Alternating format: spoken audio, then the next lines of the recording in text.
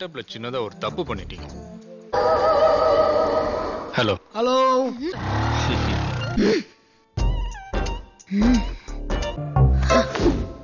Stupid.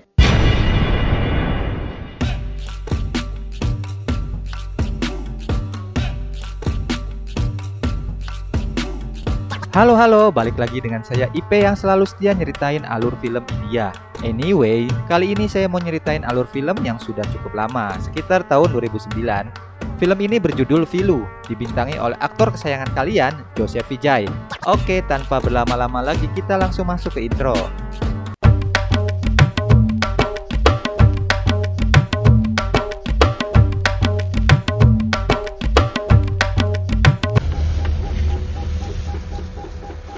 Di awal film, diperlihatkan perintah penangkapan seorang mafia penyelundup senjata yang namanya Raka.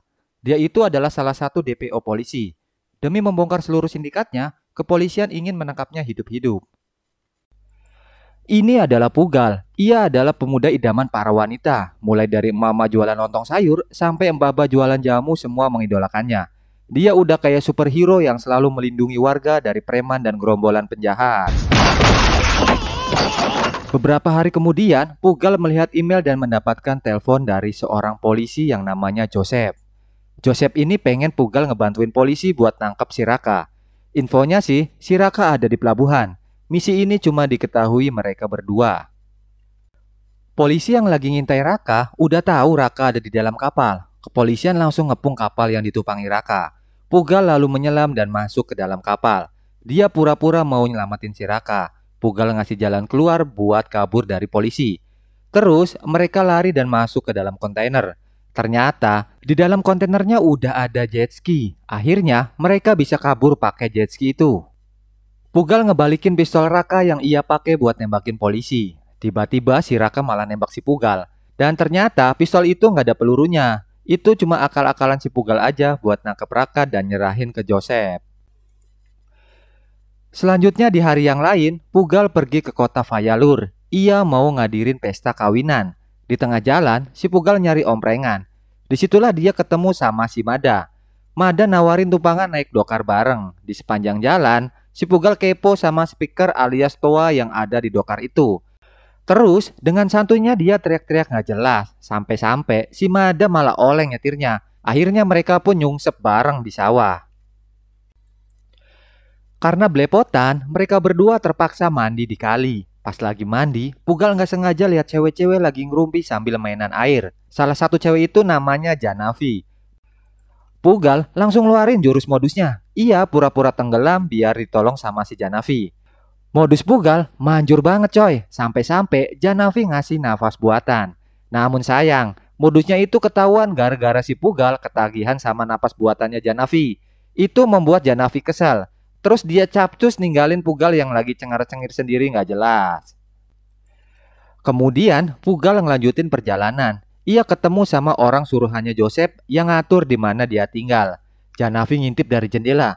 Dia kaget banget karena cowok yang udah modusin dia di kali ternyata serumah dan mau datang ke pesta kawinan temennya. Karena masih dongkol, Janavi mau balas dendam sama si Pugal. Mulai dari mencopoti bau tempat tidur sampai nyewa preman buat gebukin si Pugal. Tapi semua rencananya itu gagal maning. Enggak mau kalah, si Pugal juga balas dendam ngerjain balik Janavi. Ia pura-pura kesakitan karena habis digebukin sama preman suruhannya Janavi. Si Pugal bermodus lagi.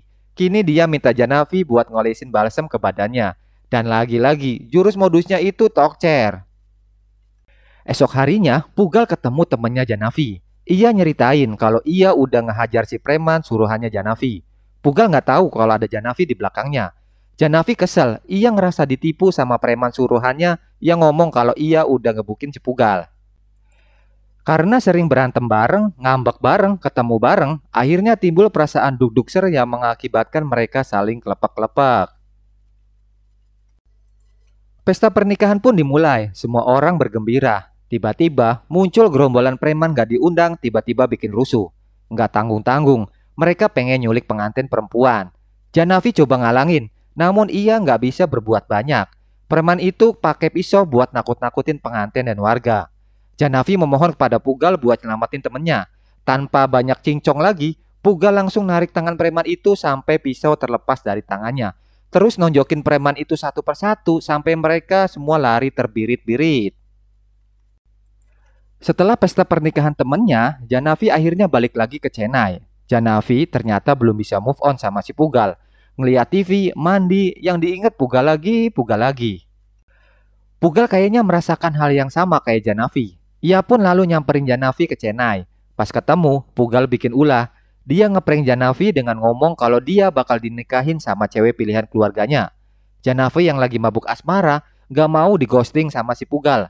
Kontan dong, dia ngambek dan cemburu. Akhirnya, si Janavi terus terang kalau dia itu cinta banget sama si Pugal. Malam harinya, Pugal ngehubungin Joseph via email dan ngasih tahu kalau dia udah berhasil bikin Janavi klepek-klepek padanya. Ia nunggu apa perintah selanjutnya. Ternyata, Pugal bikin Janavi kesemsem adalah salah satu misi yang ia atur sama si Joseph. Di pagi harinya, si Pugal ketemu sama Janavi buat hangout bareng. Pugal ngomong kalau dia pengen halalin dan menjadi imam buat Janavi. Hati Janavi langsung berbunga-bunga, senangnya gak ketulungan. Terus dia ngasih tahu kalau dia harus dapat restu dari sang ayah. Dan itu adalah gak gampang. Ini namanya Jidi. Dia itu adalah ayah Janavi, seorang sultan tajir sekaligus mafia penyeludup senjata kelas kakap. Jidi punya rekan bisnis yang namanya Raka dan Sen. Suatu hari, Jidi nemuin Sen, sohib lama dan rekan bisnisnya. Jidi dapat info kalau Raka udah dibunuh sama polisi. Jidi sempat curiga dengan Sen. Jangan-jangan dia itu orang yang udah ngebunuh Raka. Jidi langsung nanya ke Sen mengenai kematian Raka. Dan Sen pun ngasih penjelasan kalau dia bukanlah orang yang ngebunuh Raka. Dan gak ada gunanya juga dia ngebunuh Raka karena Raka adalah bukan saingan bisnisnya. Setelah ngedenger langsung penjelasan dari Sen, akhirnya Jidi pulang lagi naik helikopter. Tiba-tiba, Janavi menelpon ayahnya dengan maksud ingin ngenalin Bebe Pugal kepada sang ayah. Ayahnya setuju dan meminta mereka berdua datang ke Munich, Jerman. Pugal dan Janavi akhirnya capcus pergi ke Munich, Jerman untuk menemui Jidi, ayah Janavi. Pas nyampe, Janavi langsung ngenalin Pugal ke Jidi. Terus mereka berdua naik perahu dan ngobrol. Jidi ngasih tahu kalau Janavi itu adalah putri sultan pewaris kekayaan 100 juta dolar. Jidi nawarin cek kosong ke Pugal dengan syarat Pugal mau ninggalin Janavi. Terus kalau Pugal nggak mau, pengawalnya bakalan ngehajar dan ngebunuh Pugal di situ. Jidi menjadikan jari dan menyuruh anak buahnya untuk menyerang Pugal. Pugal langsung melepasin ikat pinggangnya dan menjadikannya sebuah pedang. Pugal nodongin pedang ke leher Jidi. Tiba-tiba, eng-ing-eng, dari belakang muncul Jidi yang asli. Ternyata, yang tadi ngobrol sama Pugal itu adalah anak buah Jidi yang memakai topeng. Pura-pura jadi Jidi buat ngetes nyali Pugal. Jidi demen sama keberanian dan nyali Pugal. Akhirnya, Pugal berterus terang kalau dia adalah pembunuh profesional. Dan yang telah membunuh Raka adalah Pugal. Jidi langsung spot jantung ngedengar itu. Ia bertanya kepada Pugal, paling juga kamu ngebunuh karena duit. Saya itu adalah pembunuh profesional. Saya tidak membunuh karena uang. Setelah ngobrol, Jidi lalu meminta Pugal untuk bekerja dengannya. Setelah itu, Pugal menghubungin Joseph dan bertanya, apa rencana selanjutnya? Joseph ngasih perintah untuk pergi ke Hotel China Gate. Pugal pun langsung OTW ke sana. Begitu nyampe di Hotel China Gate, Pugal langsung ribut sama anak buah Sen. Ia langsung nunjukin anak buah Sen agar nunjukin di mana markas Sen. Pugal akhirnya nemuin tempat persembunyian senjata Sen. Sen ngamuk karena markasnya udah diketahui oleh Pugal. Sen memerintahkan anak buahnya buat nyari tahu siapa Pugal dan di mana keberadaannya. Anak buah Sen langsung menerobos tempat tinggal Pugal, tapi di sana tidak ada siapa-siapa. Anak buah Sen ngedengerin voice note dari telepon rumah Pugal. Akhirnya ketahuan, Pugal pergi ke bandara untuk ketemu sama ibunya. Sen dan anak buahnya ngejar Pugal ke bandara. Ia nemuin Pugal ada di sana. Anak buah Sen pakai senapan sniper mau ngebunuh Pugal. Sasaran udah dibidik.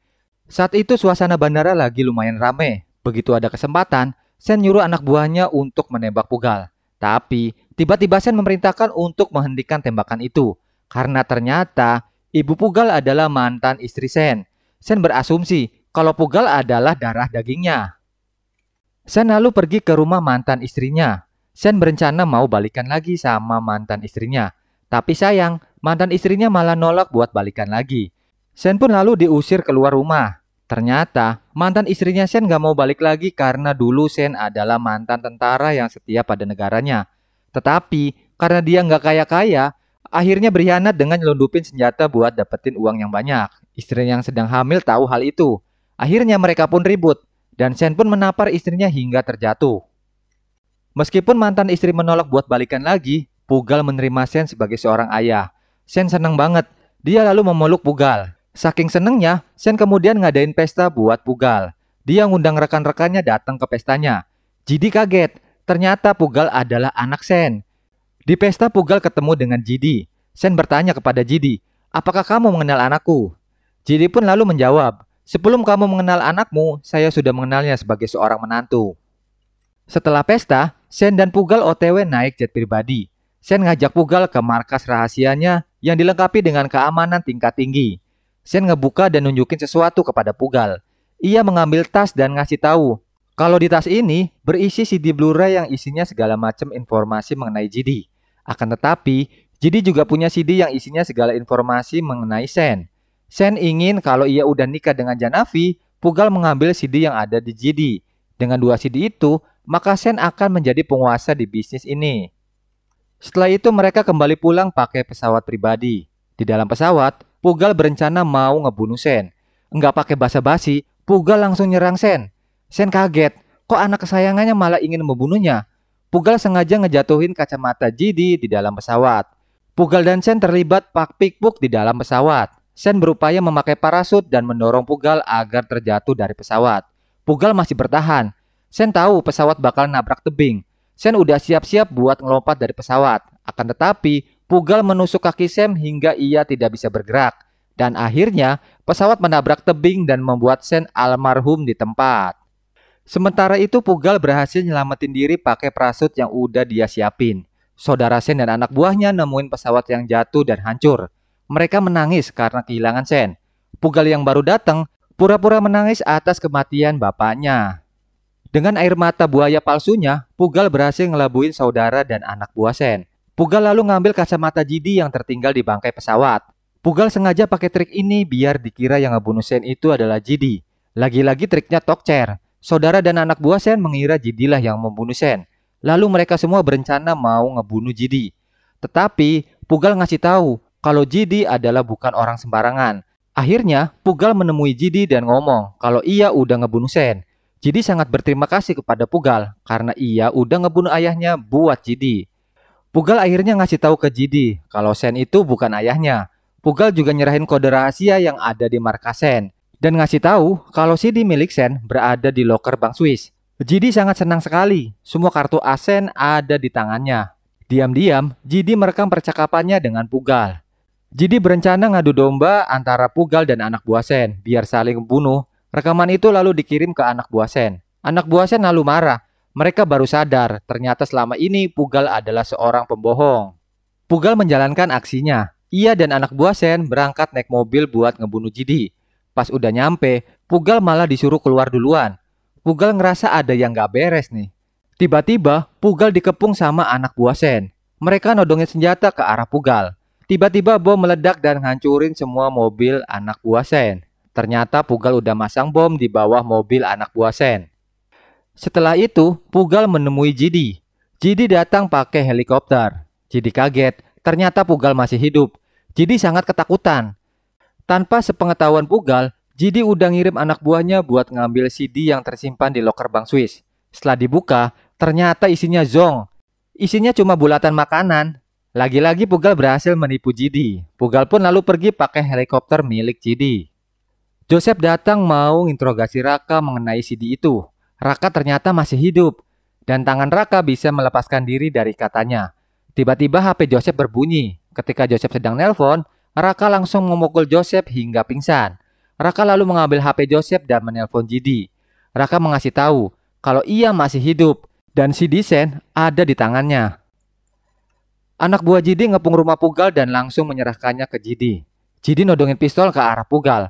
Pugal ngasih tahu kalau ia udah ngirim CD kepada kepolisian India biar kejahatan Jidi terungkap. Jidi sangat marah dengan semua permainan Pugal. Jidi akan membawa Pugal ke India untuk mengambil CD itu. Sementara itu, Janavi nguping percakapan mereka dari sudut ruangan. Janavi langsung shock dan menangis mendengar semua itu. Janavi kemudian menemui mantan istri Sen dan ngasih tahu kalau Pugal itu adalah bukan anaknya dan Pugal yang membunuh mantan suaminya. Mantan istri Sen ngasih tahu yang sebenarnya, Pugal adalah seorang pembunuh profesional. Terus mantan istri Sen pun membicarakan tentang masa lalu. Dulu ada seorang tentara yang setia sama negara dan mencintai tanah airnya. Banyak jasa yang ia sumbangkan untuk bangsanya. Pria itu namanya Saravanan, ayah kandung Pugal. Suatu hari, ia dapat misi menangkap komplotan pencuri persediaan senjata para tentara. Saravanan pun memulai operasi penggerebekan pencurian itu. Terlihat Jidi, Sen, dan Raka ketika mereka masih menjadi tentara. Mereka lagi ngawal senjata buat persediaan para tentara. Di tengah jalan, ketiga orang ini ngebunuhin prajurit yang ikut ngawal di mobil itu. Terus, mereka mindahin senjata itu ke mobil penyelundup. Dari balik pohon, Saravanan muncul dan berusaha ngagagalin aksi mereka. Saravanan berhasil ngabisin seluruh musuhnya. Saravanan udah mau berhasil ngagagalin aksi pencurian itu. Tiba-tiba, dari belakang ia ditusuk menggunakan pisau. Saravanan pun seketika jatuh tak berdaya. Jidi, Sen, dan Raka, mereka bertiga nembakin Saravanan berkali-kali hingga tewas. Mereka bertiga lalu menyusun skenario untuk memfitnah Saravanan. Mereka menuduh Saravanan lah yang ngejual senjata ke penyelundup. Mereka ngelaporin itu ke atasannya, dan atasannya pun percaya. Dan Saravanan kemudian dicap sebagai pengkhianat negara. Ketika pemakaman, mereka bertiga mencopot gelar Saravanan dengan tidak hormat.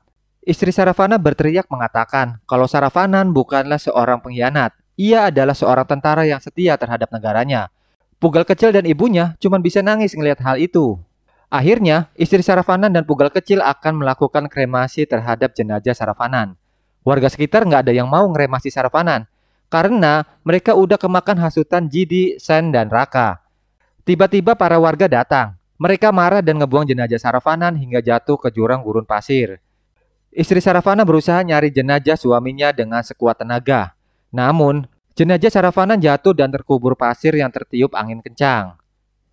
Pugal dan ibunya hidup menderita di kampung karena dikucilkan dari warga. Ibu Pugal nyerahin Pugal ke sahabatnya yang gak lain adalah mantan istri Sen. Karena ibunya enggak mau Pugal dicap sebagai anak seorang pengkhianat. Dengan berat hati, ibunya merelakan kepergian Pugal. Jidi dan Pugal akhirnya nyampe di India. Ia dan anak buah Jidi pergi nemuin Raka. Raka tiba-tiba nongol. Raka menyandera Joseph dengan pisau di lehernya. Dan Joseph udah siap-siap dengan pistol di tangannya. Anak buah Jidi akhirnya turun dari mobil dan ngedeketin Raka dan Joseph. Joseph udah tahu rencana busuk Jidi. Ia langsung menembak anak buah Jidi. Raka bergegas mengambil pistol anak buah Jidi. Ia langsung menembak Joseph. Di dalam mobil, Jidi mau ngebunuh Pugal. Pas lagi mau nembak, Pugal langsung ngegas mobil dan menabrak Raka hingga tewas. Pugal menyandera Jidi dan membawanya ke kampung halaman. Pugal ngebawa Jidi ke tempat kelahirannya. Ia ingin mempertanggungjawabkan semua fitnah yang Jidi buat kepada ayahnya. Pugal berhenti tepat di sebuah kuil. Pugal menemui ibunya. Ia menangis saat ketemu dengan ibu kandungnya setelah bertahun-tahun berpisah. Pugal berkata kepada ibunya, "Hari ini aku akan mengakhiri semua masalahmu, Bu. Dan janjiku akan terpenuhi. Lihatlah apa yang saya akan bawa untukmu, Bu." Pugal ngebawa ibunya keluar dari kuil untuk melihat Jidi yang sedang terkapar. Jidi kaget ngelihat ibu Pugal masih hidup. Jidi ingat peristiwa ketika ia menulis istri seorang pengkhianat di dahi ibu Pugal. Jidi baru ngeh Pugal melakukan ini karena balas dendam. Jidi yang ketakutan mencoba kabur. Pugal yang penuh dendam membalas ketidakadilan yang menimpa keluarganya. Ia menghajar Jidi tanpa ampun. Tiba-tiba anak buah Jidi datang dan ngebawa Joseph yang sudah terluka parah. Pugal ditembak dari belakang sama anak buah Jidi. Pugal langsung jatuh tersungkur. Semua anak buah Jidi nyerang Pugal ramai-ramai. Sang ibu berusaha menyelamatkan Pugal. Namun, sang ibu justru ditendang oleh Jidi. Jidi menghajar Pugal sampai gak bisa ngapa-ngapain. Jidi merintahin anak buahnya buat ngegali tanah untuk ngubur Pugal sama seperti ayahnya Saravanan. Jidi lalu mengubur Pugal hidup-hidup.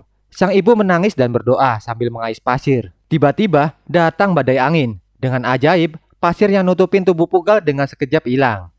Pugal akhirnya bangkit dan melampiaskan segala dendam yang ia pendam selama ini. Ia menghajar semua anak buah Jidi. Jidi ketakutan. Ia menyandra dan mencekik ibu Pugal.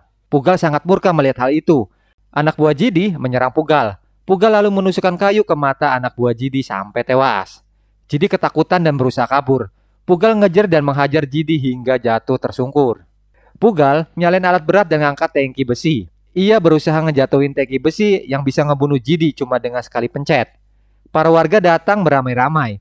Pugal memerintahkan Jidi agar mengatakan kepada warga fakta bahwa ayahnya bukan seorang pengkhianat. Di depan para warga, Jidi akhirnya mengakui bahwa Saravanan adalah seorang tentara yang terhormat dan setia kepada negaranya. Ia tidak pernah berkhianat.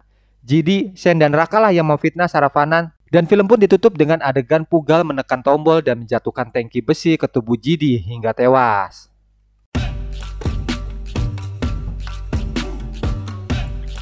Terima kasih udah nonton video ini. Untuk yang mau request film, silakan langsung ke kolom komentar aja ya. Adios permios, bye-bye.